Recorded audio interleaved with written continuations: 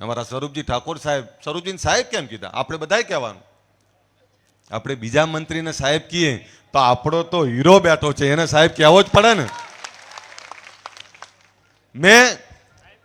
હું સેવક તરીકે કામ કરવા માંગુ છું, એટલે મને સાહેબ કોઈ ના કહેતા, ભાઈ કહીને બોલાવજો.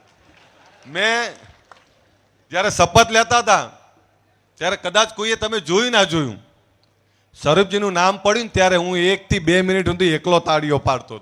મારાથી વધારે રાજીપો કોને હોય અને મારાથી વધારે હરખ કોને હોય?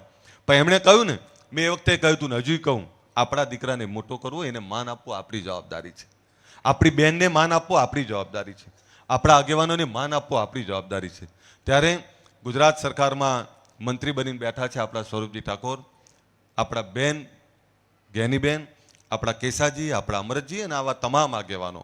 હજુ તો તમારે ગામના સરપંચથી લઈને તાલુકા જિલ્લા પંચાયત સુધી જે કોઈ આપણા ઈમાનદાર કામ કરે એવા કાર્યકર્તાઓ છે, બધાની મદદ કરો, બધાને સમાજ સેવા માટે પ્રોત્સાહન પૂરું પાડો. આ વિસ્તારનું ઋણ છે. નહીતર એક સામાન્ય ઘરમાંથી આવેલી બહેન, એક સામાન્ય ઘરમાંથી આવેલો યુવાન આજે ધારાસભ્ય, સંસદ સભ્ય અને મંત્રી બને, આ કોઈ નાની વાત નથી. એ તમારા બધાના આભારી છે.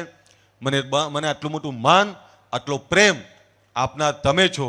અને બનાસકાંઠાએ જ્યારે જ્યારે શરૂઆત કરી ત્યારે દબંગ અને ખૂબ ક્રાંતિકારી કરી છે. એક ગીત હતું કે ઘેલું કર્યું ગુજરાત, બનાસકાંઠાએ ઘેલું કર્યું ગુજરાત. હું આજ કહીને જાઉં છું, આ લાભ પાંચમ છે.